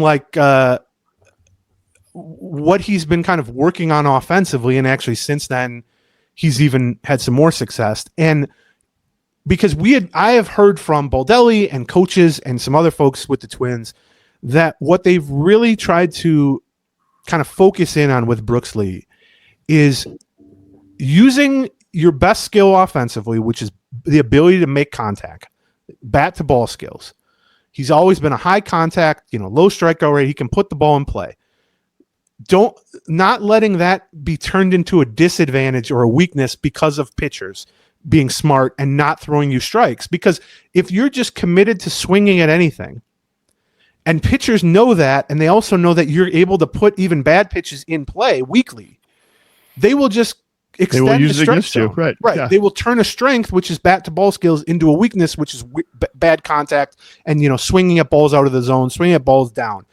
So I've heard that from Baldelli about him, that's something they're working on. I've heard that from coaches, and so we've seen some strides on that. You can point to like some individual at bats where it's like even the Paddock at bat, he laid off a low changeup to get to a spot where Paddock threw him a high fastball, and then he crushed the high fastball. Right. Well, that's the recipe for success. So after that, I asked him a couple of ways, and I thought some of these quotes were both interesting in that it highlights what they're working with him on, but also interesting in that it shows that there's a lot of brains in Brooks Lee, and you hope that translates.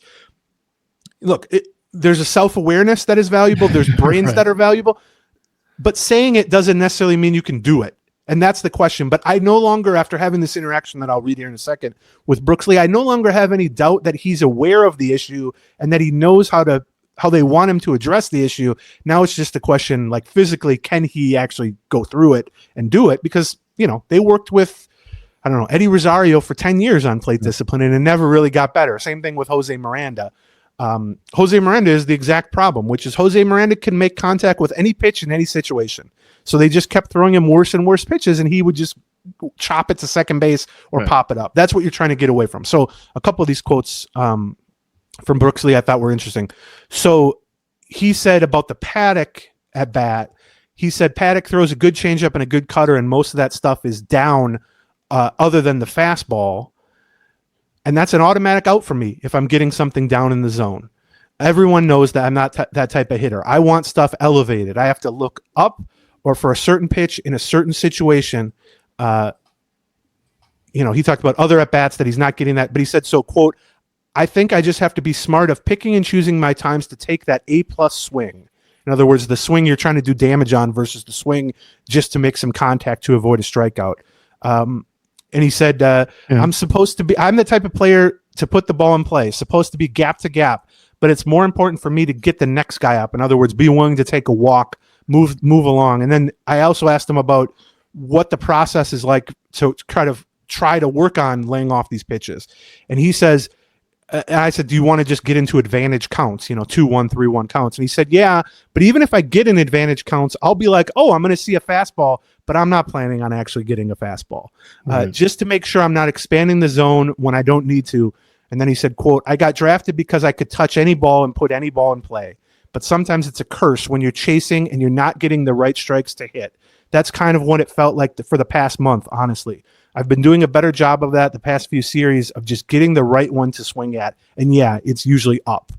Now, it can't be that simple as I don't want to swing at things down and I want things up, because even the dumbest opposing team, the worst scouting reports and the worst pitchers can figure that out at some point, right? That's right. He has to be able to either be exceptionally good at laying off everything down, but also, even if you prove that, they'll just start to throw you strikes down. Like they'll just elevate it a little bit, but still get some strikes at the bottom of the zone. If they can, right. Right, That's if right. they can. That's right. But a lot of, unfortunately for hitters, a lot of major league pitchers can do a lot. Right.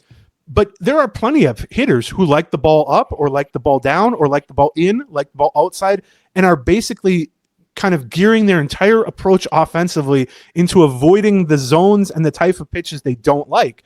You can't do that entirely because it's not like you can just click a button and say no low changeups, please. Right. And if anything, once a flaw is exposed, they will just spam that pitch over and over and over again. So you have to be able to put up enough of a fight in terms of fouling balls off, getting occasional hits there. But bigger picture, he just needs to lay off bad pitches. And most of his bad pitches are down in the zone because pitchers know that. He also has such ability, kind of Arisian ability to just kind of flick the ball, especially when he's batting left-handed, to just sort of flick the ball to left field for a single. And he's had a couple of walk-off hits on balls that were in the other batter's box. They weren't anywhere near strikes, and he just kind of flicked the ball the other way. And it's funny because after those games, Baldelli has been sort of asked, hey, that was fun to see Brooks Lee kind of flick a non-strike for an opposite field walk-off. And Baldelli's reactions, you can just tell he wants to say, yeah, I mean, I'll take the win, but we don't want him swinging at that pitch. Like bigger picture, it's more valuable for him to not. Or we want him swinging at that pitch in that situation, but the rest of that's the problem is that he's swinging at that pitch when it's not in that situation. You got a runner on third, you got less than 2 outs. Maybe you do want a ball in play. You don't want him waiting for the perfect pitch. Right. So, I mean, that is part of what they've talked about with bringing in Bergschulte, and as part of, part of what they've talked about as a lineup. Like, we can't just be sitting back waiting for, the 3-run jack all the time. We need to be able to adjust our swings to the various situations that are in there. And I think everybody's sort of on board with that, but it's hard for the players to make that adjustment themselves. And so, well, and they don't want him swinging at that. Cause here's the thing, his quote where he was saying, I have to be willing to, give it to the next guy. That's exactly what he's talking about. Even if there's a runner on third and it's a 3-2 count and they throw you a bad pitch, yes, do you have more ability than most to single to the opposite field? Sure. But also, why not just take that pitch? Then it's runners on first and third, and then the next guy's up. Like that. Maybe. That's what they want his mentality to be. And you look at his numbers, and I think it's an example of how minor league numbers can show who's a good hitter, but they can't necessarily show like the component parts of being a good hitter. Because if you look at Brooks Lee's minor league numbers, he hit 290, he hit 300, he hit 310. He didn't strike out much. He had a decent walk rate, and he had an 850 OPS or whatever wherever he went. Now, that wasn't spectacular, and we even talked about that as he was a prospect. It's like, should he be a little bit better? But, it was good. But then we see in the majors, he can still make contact. But we see exposed is that he's swinging at bad pitches, but in the minors, they don't have as much ability to exploit that. And also in the minors, the pitches are lower velocity. They're not located as well. And so he can get singles on those bad pitches and prop up his batting average. Well, now you see in the majors, the strikeout rate's up a little bit. The walk rate is terrible. He's only hitting, 245 instead of 285. He doesn't have a ton of power, although he's shown some of that recently as the plate discipline short up. I really do believe, like, if he's able to zero in and make a better, more consistent strike zone for himself, he will get more hittable pitches. He will get more fastballs in advantage counts. He will get more high pitches that he can turn on like he did against Paddock. And he is not some water bug shortstop. He's 6'2", 6'3". He's pretty strong. You see on hits like that grand slam, he is capable, especially from the left side, of pulling a ball 425 feet into the stands. It's just you have to force pitchers to throw you strikes. And looking at his numbers, so I think the overall success in the bat-to-ball skills sort of hid in the minors his undisciplined nature, because he doesn't look like he would be undisciplined because he has a smooth swing. He can make contact, all that stuff. It's the same thing with Miranda. But you look, and Brooks Lee, his chase rate, which is to say swinging at pitches that aren't strikes, he swung at 31% of pitches that aren't strikes, which league-wide is in the 27th percentile. So that's bad. He's in the bottom 30% of the league in terms of how often he swings at strikes. You cannot be the type of hitter you are as Brooks Lee, which is high contact. In other words, your swings equal balls in play more often than not. and not much power. He just doesn't hit the ball that hard. I mean, you can Right. look at like hard hit rate. He's in the 30th percentile. You can look at average exit velocity. He's in the 40th percentile. He's a guy whose game is going to be built around singles, doubles, and the occasional homer. And you cannot be that type of player, especially when you're not fast and you're probably one of the slowest guys on the team, swinging at crap. And it's as simple as that. And he's definitely recognizes that, and they've definitely made it an area of focus. And he's certainly smart enough to make the adjustments. But I personally always wonder, we've seen it over the years with guys who you think have a chance to do it, guys you think don't, and it all kind of ends up the same. Is very rarely do you see a guy who's like 24 years old who swings at everything become a 27-year-old who doesn't swing at everything. Like there's some examples, but I feel like that is one of the more inherent. I mean, think back to like Little League. There were guys on your team who just swung at everything. There were guys on your team who just took a lot of pitches. I think it's one of the more difficult things in practice to actually sort of affect change on. I do think you can go from terrible to just bad at it, and maybe that is enough. We saw that with Eddie Rosario. You would always say, can he get from an 8-to-1 strikeout to walk ratio to a 5-to-1? And that's when he would have his good years. Right. And so I do think Lee is definitely capable of that. But that, in addition to his defense, I think that'll definitely be something to watch. The chase rate, the overall power, and just the quality of the contact. Nobody doubts he can make contact, but that doesn't do you any good. That's turning a strength into a weakness. Yeah, the strength to what he does is that he doesn't necessarily need to improve that much in that particular area for him to become effective. We all also seen like that particular skill set doesn't age particularly well. Rosario's careers ended fairly early. Arise also seems to be sort of, fading earlier than one would think that he would. I'm not sure that skill set plays particularly well by the time you're reaching around 30 and so on. So he's got to figure it out, Yeah, now. but what skill set are you saying? I'm just saying, like being able to take balls that are that a lot of guys would not consider a hittable pitch and make it a hittable pitch and have success with it. Like you don't have to lay off. You have to lay off the stuff 4 inches outside the zone, but you don't necessarily have to lay off the stuff on the edge of the zone or the 1 inch of the zone. Which more disciplined hitters would be like, yeah, if I swing at that, I will put it in play, but it's going to be, a 230 batting average or 220 batting average versus a 280 batting average. I'm not going to be able to drive it, right? Well, those players with the, Rosario / Lee, et cetera, skill set can take a look at that pitch and go, no, that one I can do. That's part of something I can do. But that isn't something that you can do. You might be able to do it when you're 24 or 25. I'm not sure you can do it when you're 29 or 30. Yeah, so. And I think and then you do have to become a little more disciplined. Like every year you've got to figure out where that line is. What can I hit and what can't I hit? Yeah, I mean, just in general, even the best, most free swinging, I'm thinking of like guys like Alfonso Soriano back in the day. You would look, they'd have 150 strikeouts and 25 walks. Right. But they'd hit 40 homers and they'd make the All-Star team. And that is the separator, right? Like if Brooks Lee was a 30 homer guy, like Eddie Rosario was at times, that's a lot different. But Brooks Lee is like, he has the plate discipline of Eddie Rosario and the power of Luis Ariz. Not quite, obviously, he has more power. And that's just, you got to pick one lane. You got to pick a lane. And I do think those can interact. Like if you stop swinging at as many bad pitches, you will by definition start to get more crushable pitches. And then that will lead to more power and, vice versa, obviously. So yeah, I mean, that's definitely something to watch. I have definitely not given up on Brooks Lee, because I think the baseline skills are there. And like I said, I think he's looked pretty good defensively at shortstop. Yeah. And if you're a legit shortstop, even if you're average or below average slightly, you don't have to hit a ton to be a good all-around player. Now you would like him to hit a ton also because he was a top 10 pick and a top prospect, and the bat was supposed to be part of the strength, really. Yeah. But I also, this is a good example of when you see a prospect, and this is true of guys now, even in the system, who are having success. It's less important.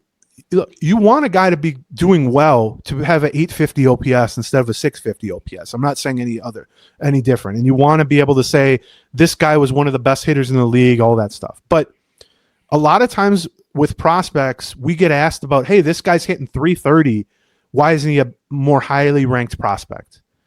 Gabriel Gonzalez is a good example, who's now at AAA, has risen up 3 levels this year, and he is a good prospect. But why is he not like the best prospect? He's hitting 320 this year. Well, the problem is we know he's not going to hit 320 in the majors, right? Like What happens if he's hitting 280 in the majors? Or in Brooks Lee's case, what happens if he's hitting 250 in the majors? Everything looks good when you're hitting 300, right? But if you say this guy's not going to hit 320 in the majors, Brooks Lee's not going to hit 310, he's now hitting 250. Well, when you hit 250, then you go, well, actually, he doesn't draw any walks, he has minimal power, and he's really slow. Well, when you're hitting 320, nobody cares about that. I mean, Luis Ariz is a great example, like you said. Like Luis Ariz hitting 320, nobody cared that he was bad defensively. Nobody cared that he, didn't have any power. Nobody cared that he didn't draw any walks. Like he just hit 320. Great. Except now he's hitting 285 with those same skills. And now he's like a below average player. And you need to be able to look not only with a prospect or a young major leaguer, you need to be able to look not only at the overall production and how it compares, if they have an 880 OPS and the league average is 700, that's really good. That's how you should be sort of starting off kind of ranking your prospects. But then within that, you need to be able to break it down by specific strengths and weaknesses and skill sets. And within that, you need to be able to say, is this guy going to draw walks? Is this guy going to strike out a ton? Is this guy going to control the strike zone? Is this guy going to hit for power? Because you cannot count on in the majors a guy hitting 300 or even 285. And you have to be able to find what's still there pushing them towards good quality production, even if they're hitting 260 or 245 or whatever. And I think that's part of the prospect and young major leaguer discourse that is often lost, because it often boils down to, oh, he's 23 and he's got a 900 OPS at AA. Well, that's amazing. But if he has 11 homers and he's, got a 3-to-1 strikeout to walk ratio, what is that going to look like when he gets to the major? And I think Brooks Lee is kind of a prime example. When the batting average shrinks a little bit, what are you left with? And Brooks Lee has to find a way to get back to better strike zone control, more walks, or tap into more power, which I do think he's capable of, although that's never really been, even going back to college, that was never really his calling card. Like he said in that quote, he's always been viewed as more of a gap-to-gap kind of hit a bunch of doubles, although the sad thing is he hasn't really hit that many doubles. I think in part because he just hasn't hit the ball that hard, but also in part because there's been a handful of balls just in home games that I've personally been at where you go, ooh, there's a double, and then you just see he takes a big turnaround first, but that's as far as he's going to get because he doesn't have the speed to make it there. That is the part of his game that is the weakness, I guess, in his game that has surprised me the most. I am continually surprised that he's not faster than he is. Yeah, and I don't know that that's going to get any better. Obviously, no, of course not. No, and that's also that's not something that ages particularly well. No, for me, I'm still holding out some hope that I can win the Olympics someday. But it's not looking great for me. I'm going to be honest. But that, by the way, that's another area when I talk about kind of component pieces where his speed, it affects him defensively, but he was never going to be a stolen base guy. So it's not apparent really in his like kind of traditional numbers, except his lack of speed affects his hitting, in the sense that it probably costs him 5 or 10 bases a year, in that he's not turning singles into doubles. And then that it affects your slugging percentage, that affects your OPS. And you can't really see that. You just go, oh, he's not as good of a hitter as I thought. But I guarantee if you added 8 total bases to his numbers right now, they'd look quite a bit better. Not, hugely better or whatever. Let's finish with a couple of just notes here, and then we'll shut up. I'm not going to get back into. We talked on the Patreon. I had a conversation with Baldelli for like 40 minutes the other day about kind of the 1-year anniversary of the collapse and just how shell shocked everyone still seems and how they haven't really found a way to snap out of it. But we got into that for like a half hour on the Patreon. So if you want to hear that with some Baldelli quotes and my reaction to talking to him about it, go to patreon.com/Gleeman. But I wanted to highlight that we talked about that. A couple other things. Attendance. So there are, let me see. I got my little trusty spreadsheet here. There are 17 home games remaining this season. And the Twins are 130,000 below last year's pace at this same point. So with 17 remaining this year and 17 remaining last year, they've sold about 130,000 fewer tickets. We know last year's attendance was like 1.95, so you can do the math there. 1.8 is going to be the number to beat this season. Like that's going to be, and it's also noteworthy because 1.8 is right now in 2021 2022, because 2021 was COVID affected. The lowest they've ever had in a season is 1.8. I think they're going to be below that. And I think that's not only the lowest in target field history, that's the lowest since like 2001 or 2000. The Metrodome, people forget, they were consistently getting 2 million plus fans their last 10 years there in the Metrodome. Not because the Metrodome was a great place to watch a ball game. It wasn't. Because they kept winning. Yeah, you're right. I mean, I'm looking back. 2009, which is their last year at the Metrodome, 2.4 million. Yeah. Here are the last 5 years at the Metrodome: 2.4, 2.3, 2.3, 2.3, 2 flat. Yeah. When was the last time they got down to 1.8? I think it was like 1999 or 2000 or 2001. Like back when they were really bad. 2001, which was the year they had the good first half and they faded. Right. It was Tom Kelly's last year. They were just a shade under 1.8, 1.78, which I think is kind of the zone they're going to end up this year. In 2000, which is what you're remembering when they were 93 losses, right. 1,760,000. Mm-hmm. So they had basically 760 more than a million. And then the year before that, 1.2, year before that, 1.1. They're not at that level yet, but the number to beat in terms of the worst full season in target field history, and we're now, 16 seasons into target field? Yeah. Is 1.801. And they're on pace for that right now, but unfortunately, I think that pace is going to slip a little bit. So I will be curious to see But the real question now is, where are they going to end up in 2026? Yeah, I don't think it's going to be pretty. Let's just reemphasize this to people who haven't heard it before. Attendance is a lagging indicator, meaning attendance tends to be based more on last year's record than it has to do on this year's record. Right.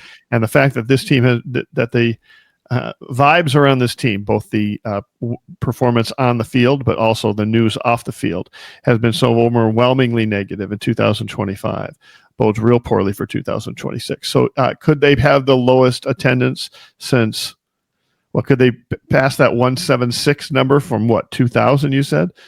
Yeah, I bet you they would come underneath that for next year. For sure they will. Right, and that gives you the lowest attendance that you've had 25 years, really, in the the 21st century. Yeah, it's right? So we've been doing this for a long time. We both started in 2002, so It's been a while since they had attendance that bad. And yes, to your point, I think you said the other day you had heard roughly 80-something% of tickets are sold before the season starts. 85% is what I heard from people in the Twins tickets office, right? And before opening day, right? The reason we were talking about that the other day was the notion of, fans are so upset. I bet some people are saying to us, like, I bet you attendance just completely craters down the stretch. And it might, in terms of, if you're at the game, you can see the crowd is low, but in terms of attendance, what they say is attendance is announced attendance, which is just tickets sold. It's not butts in seats or people coming through the turnstiles. It's just, how many tickets did we sell? And if 80-something% of those tickets are being sold before the season starts, there's no way to undo those, no matter how upset people are. Like, you can glance out at the top of the first inning and see that it's half empty, and you can say, okay, people are not wanting to come, and I don't blame them for that, obviously. But they're going to still, in the middle of the seventh, they're still going to announce 24,000 as the announced attendance. And so, to your point, it's a lagging indicator. So, if you have a season like they're having right now, when it comes time for people to re-up their tickets, and certainly when it comes time for, people to actually buy new tickets in November, December, January, February, March, who the hell's who's going to be motivated to do that? I don't envy the people trying to sell tickets for the Twins, because, by the way, it ain't their fault. They're just trying to do their job. Right. But then the only other thing that can really drive attendance before a season is a big off season. When the Phillies, I remember when they signed Bryce Harper 5 years ago or whatever, I remember they said we sold 300,000 tickets that day or something like that. Like when you make, and I remember even when the Twins signed Correa the first time, Joe Polad was out there in front of the camera bragging that we sold more tickets today than blah, blah, blah. Well, it isn't going to be that type of offseason. It's going to be probably the opposite of that offseason if my worries about, trading Pablo Lopez or Joe Ryan or whoever it is come to fruition. And so, I'm sure they'll give the same tone-deaf quote, although it won't be Dave St. Peter this time. It'll be Falvey at the January media lunch. And I will remind everyone that Dave St. Peter willingly stood up in front of a room of media members, got on a microphone, and said they expect to sell 2 million plus tickets this season. They expected to have attendance over 2 million. They were hoping to have 2 million attendance. Is what he said. I think what he said. I'd have to take a look at the exact quote, but I thought hoping, not expected to. But I mean, do you want me to find the quote? It wasn't hoping. It was, we expect to. All right. They were hoping to have 2 million plus. They said and beyond. I think he said, and I can tell you, if you would have been sitting across from me, I think Matthew Leach was sitting across from me.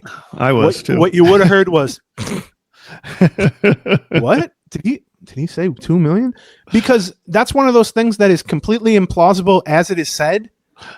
And then the more you think about it, it becomes so implausible as to be like, are they just gaslighting us? Like, what's the actual thing here? And then when you see the season play out, they'll be lucky to get 1.8 million this season. And so I'll be curious. Like, I'm going to guess next year they won't really have a figure that they're going to give because I've been told by many Twins folks, why do you keep bringing up that quote from St. Peter to make him look bad? And my answer is, well, he's the president of the damn team, and he got up in front of the media members and he gave us a specific number for attendance that was so wildly implausible in the moment and is now going to be off by 200,000+ that what kind of job would I be doing if I didn't go back to that? Also, it's not like that was a one-off. He does that every, and I don't mean that every year he's way off. I'm saying that every year, one of the talking points is, they like to talk about how many season tickets they might have sold or what their season ticket base is. And then they like to talk about what the overall attendance number that they're looking for is. Right. And, that's just a part of what goes on that media luncheon. They're trying to tell you about the business side and how much people love the Twins. And so, and they all love it. They all love it when it's good news and we repeat it over and over. And they all hate it when it's bad news and we repeat it over and over. But I don't go to that luncheon for the, tater tot hot dish. You know what I mean? It is good though. It is good tater tot hot dish. It's a really good tater tot hot dish. But I go to, material for this show. So you're right. Next season, they're almost. We talked about this a little bit right after the trade deadline. I think like there is a level that's going to be hard to go under. Like, and believe me, I'm not putting it past the Twins. If there's a team and an ownership group that can go under, it's them. But what I mean is, it's still a great ballpark. Summer is still great. Baseball is still great. Right. And I go to every game because it's my job. But John, they could be 0-162, and John's still going to go to games, and he's still going to be at the Grey Duck deck, and he's still going to be taking selfies with people, and all this stuff. Like there is a kind of a bottom to this thing where it's just like you're going to get 1 million plus people through, to buy tickets just because they want to hang out. It's just an outdoor bar with a big cover charge at that point, basically. And they might try to lean into that more. And also their season ticket base has been pretty bad for a while now. Like they several years ago stopped saying what the actual season ticket base was. Right. They used to say what it was. Yes. And in fact, one of the points of disagreement was when I heard from several people what their new season ticket base was, and I reported it, and they said you're off, and it turned out I wasn't off really. But whatever. So, but there isn't that much more to drop from that. Like if your season ticket base is under 10,000 as is, it's not going to go to 1,200. It might go to like 8,000 or something. Right. Like that. Yeah, that's right. And so I am curious, like what next year's attendance is going to look like, how they sort of spin it at a media luncheon or otherwise, because I do think there's a real chance if they're at 1.79 or 1.78 this year, which is where I kind of expect them, a shade under 1.8. That means they've lost 1.5 or 150,000 compared to last year, and last year was way down. Yeah, right. Like the last several years are way down, and so if you lose that again, you're at like 1.6. And that's bottom of the barrel. I can tell you right now, let's look at league-wide attendance, which is slightly up league-wide, by the way. The Twins right now, per game, rank 24th. And, the teams that are below them are the A's and the Rays, who are playing in a minor league ballpark. Right. So they literally can't.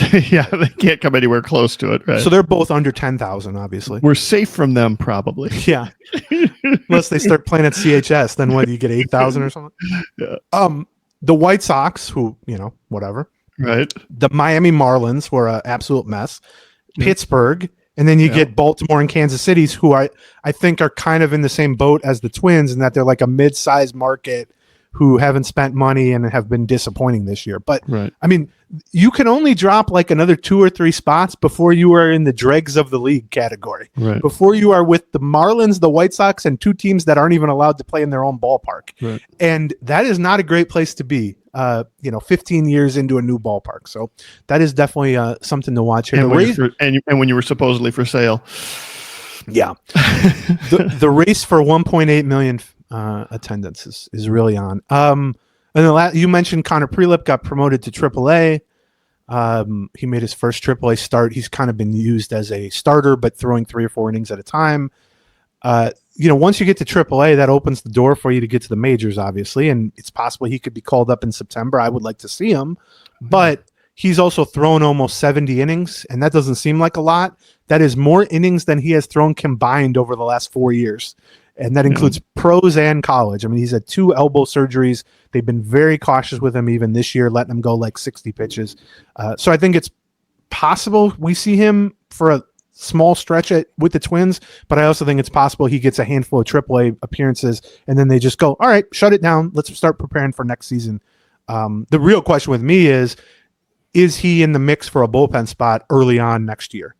Or will they continue to try to develop him as a starter? He has the stuff to be a starter. He just doesn't have any notion of durability so far to be that. And as we just talked about, they got 8 or 9 starters here in line for next year. And so could it work to come May or June, transition him to a lefty reliever and make him a setup man or something like that? But that's something to watch for next spring.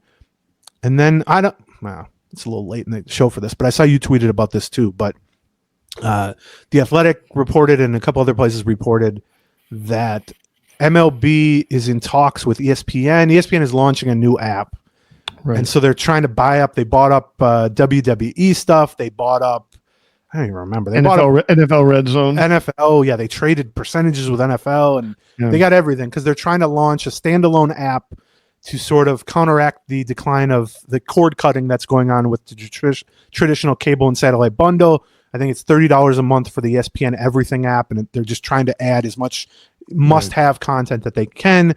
The reports lately are that they're talking to, or in deep talks with, maybe even have some deal with, MLB to not only, they're no longer going to be Sunday Night Baseball, but they're going to still have a collection of national games. But then more than that, especially from a Twins perspective, what's interesting is that they're attempting to basically buy MLB TV, which is all the local broadcasts. And all the reports basically said they would immediately have the in-market control for 5 teams.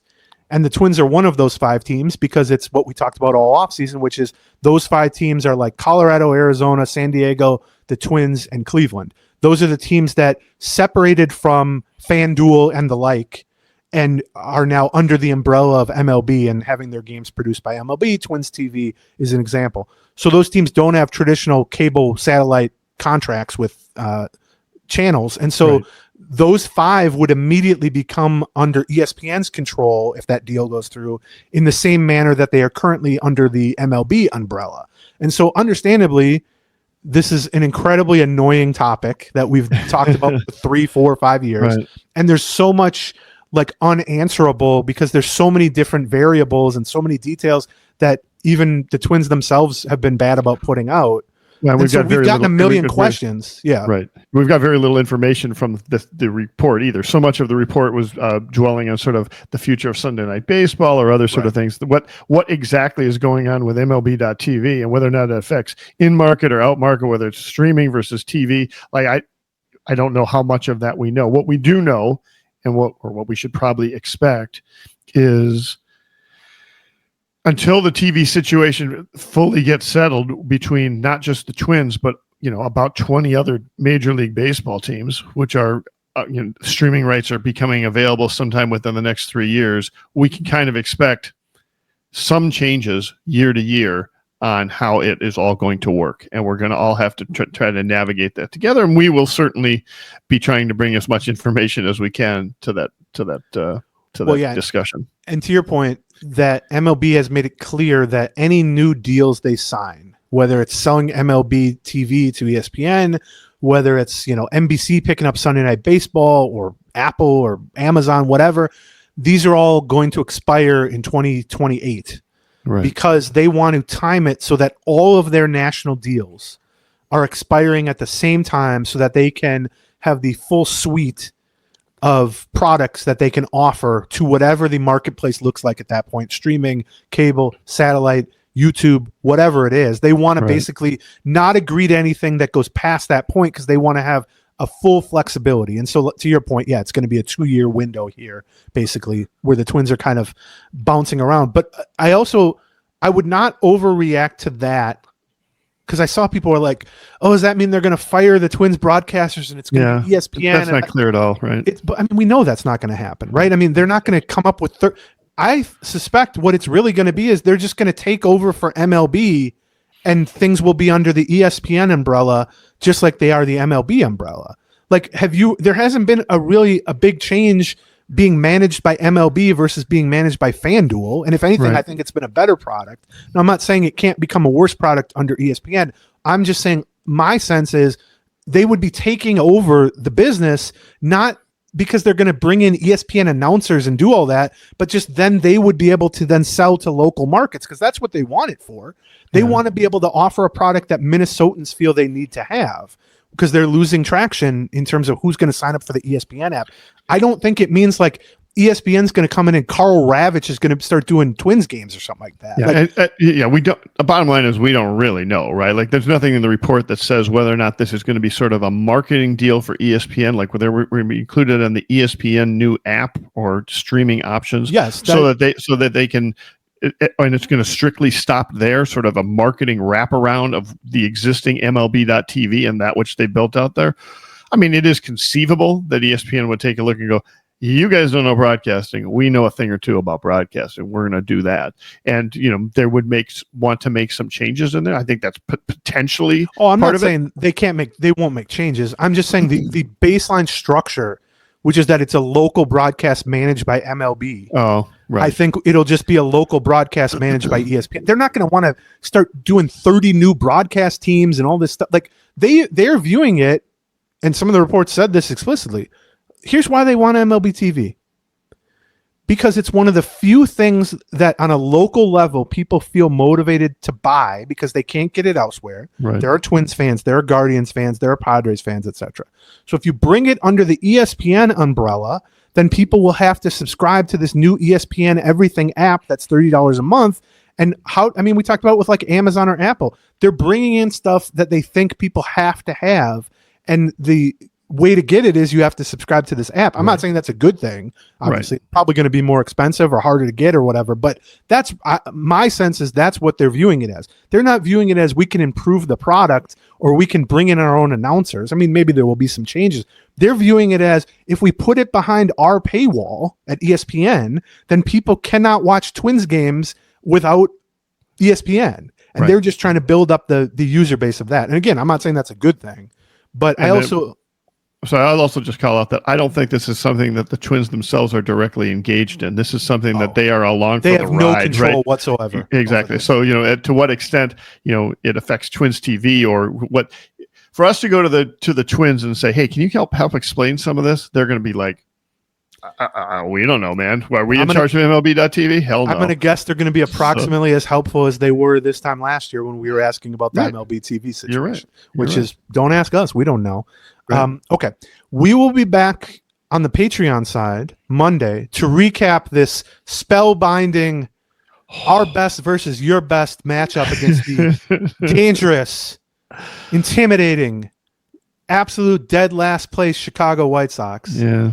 I don't think we're going to catch him. I don't think we're going to catch him for that top draft spot. No. So we will be back Monday on the Patreon side, patreon.com/Gleeman. If you've gotten to the end and this is just audio for you, a reminder that not only are these full episodes available on video on YouTube, but we post kind of topic specific clips and then also real short clips too throughout the week on our new YouTube channel. Including some stuff from Patreon. Like if you're not a Patreon subscriber, we'll put some clips from Patreon also on that YouTube piece, just so you can check it out. We should also thank our sponsors who made this one free, RotoWire and Factor, and a special thank you to Blackstack Brewing. They're now being distributed to all of Greater Minnesota. You lucky dogs, stop by your favorite liquor store or the Blackstack Tap Room to grab your favorite brew or to try something new. Anything else, Aaron? Nope. Patreon.com. We'll see you Monday. Goodbye. Bye-bye. And welcome to the end of this video. There's lots more. For another, just click on one of these boxes. Or click on this circle in the middle to subscribe to all of our Twins Talk. Thank you. Cleveland